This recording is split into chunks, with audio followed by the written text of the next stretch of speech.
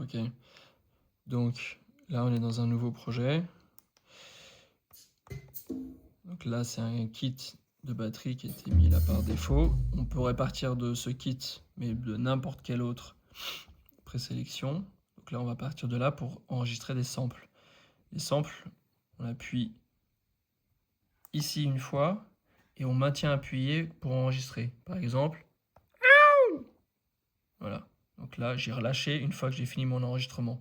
C'est important d'appuyer au moment pile où tu enregistres et de relâcher dès que c'est terminé. Parce que sinon, lui, il enregistrera après et ça va casser un peu le truc. Donc là, normalement, dès que je vais appuyer, ça va faire le bruit. Et là, on voit l'enregistrement ici. Le aou. Sauf qu'en fait, il commence au niveau... il commence trop tôt par rapport au aou. Donc, si je veux le faire commencer vraiment au moment du aou, il faut que je tourne ce bouton-là pour, hop, commencer le son. Tu vois la barre qui se déplace. Hop, au moment où le son démarre vraiment. Donc là, normalement, il commence pile au moment du aou. Voilà, et imaginons là, je veux faire la même chose ici, partir de ce son-là qui est pré-enregistré et faire le mien par-dessus. Donc je crée aussi un nouveau sample. Je rappuie une fois ici. Ensuite, je maintiens appuyé de la même manière. Donc c'est la même chose. Là, il est trop faible, l'enregistrement. Donc je maintiens appuyé et je augmente le son. Là, on voit que le son augmente, le volume augmente. Sauf que le problème, c'est le même problème que tout à l'heure. Donc on fait varier la barre pour qu'elle commence au moment du son. Comme ça. Là, elle commence pile au moment du son. Donc là, si je voulais faire un son facile, je prends celui-là qui peut être la grosse caisse, je le mets au début. Et ça peut être une espèce de caisse claire imaginaire, en le mettant là.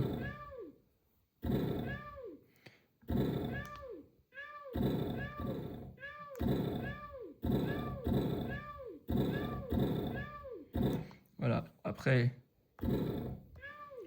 le c'est pas vraiment une super grosse caisse. Si je veux modifier le son, donc déjà je peux l'augmenter. Et ensuite, moi je voudrais le mettre un peu plus lourd, un peu plus avec des basses fréquences plus lourdes. Donc pour ça, il faut modifier le son. Et donc là, tu as plein d'effets que tu peux rajouter. En tournant cette molette, tu peux aller sur cette molette-là et sur celle-là. Et en fait, sur le carré, le Reverb Send, en fait, là, c'est ce carré-là où tu pourras choisir plein d'options pour faire plein d'effets. Là, il est sur l'effet particulier du reverb. Mais en fait, c'est juste présélectionné à l'intérieur du carré parce qu'à l'intérieur du carré, tu as plein d'autres choix. Par exemple, si je clique là, je rentre dans effectivement le carré avec tous les effets, sauf que là, il est déjà sur le reverb. Parce qu'en fait, il était sur la reverb. Donc en fait, pour aller sur d'autres effets, il faut que j'appuie sur flèche ici. Et donc là, j'ai le choix entre tous les autres effets que je peux mettre dessus. Donc il y avait la reverb. Donc, par exemple, je peux retourner sur la reverb. Donc là, je reviens exactement là où c'était avant. Et là, par exemple, j'ajoute de la reverb de ce style-là. C'est plein de styles de reverb différentes. Le truc, franchement, il y a un nombre de reverb hallucinant. Tu peux choisir n'importe lequel. Par exemple, celui-là, All Large.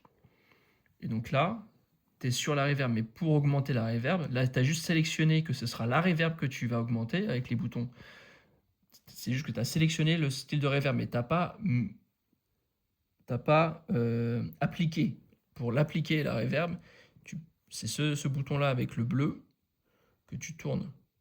Où là, tu augmentes au niveau où tu veux. On va voir ce que ça donne. Maintenant, je l'ai vachement augmenté.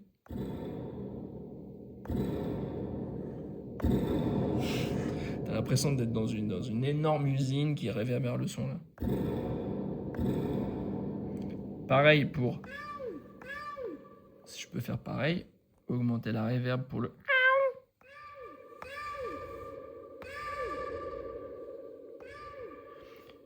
Sauf que là, ce son-là, moi, je trouve qu'il est... Là, j'ai ajouté de la reverb, mais en fait, comme je disais tout à l'heure, on peut ajouter plein d'autres styles d'effets.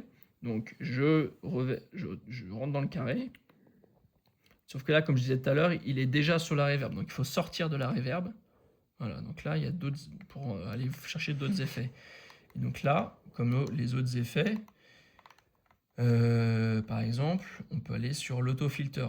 Ça, c'est l'effet de base qu'il faut que tu saches utiliser. Donc là, je connais pas les noms qu'ils ont mis, mais en fait, DJ Filter, je pense que c'est pas mal. Donc là, tu as vu, on n'entend plus la reverb parce qu'on a changé de style d'effet. On n'est plus sur la reverb, on est sur autofilter. Donc là, on va voir ce que ça fait. Attends.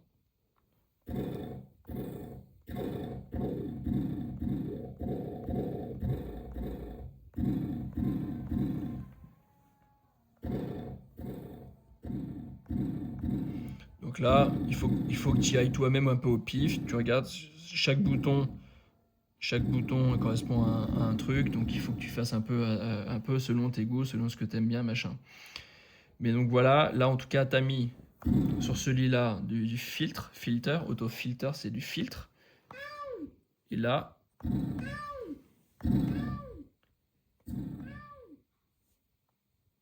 tu avais mis la reverb. Mais là, je sais pas pourquoi, du coup, tu peux pas rechanger en reverb sur celle-là. Mais ça, si je fais ça, si je refais reverb.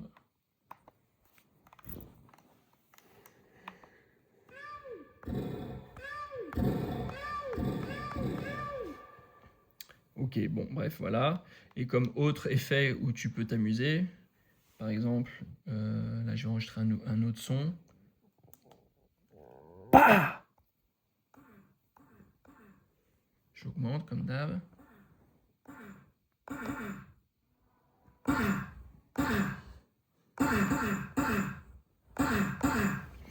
Et ben celui-là qui peut faire pour le coup une caisse claire.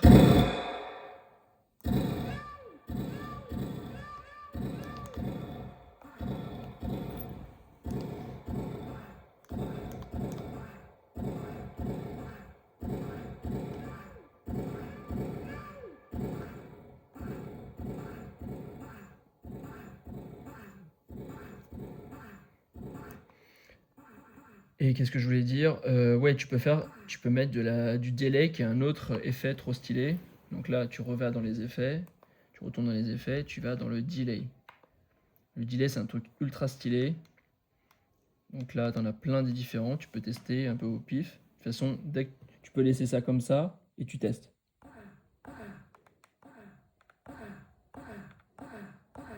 Pourquoi on n'entend pas trop là? Bah, je comprends pas pourquoi on n'entend pas. Ah, c'est parce qu'on n'a pas... Ah oui, on n'a pas augmenté, il faut augmenter ici.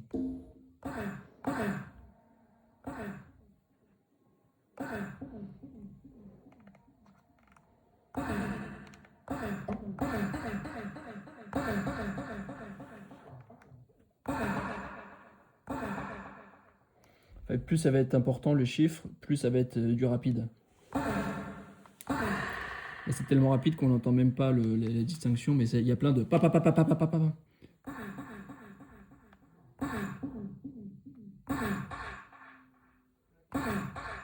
C'est stylé ça.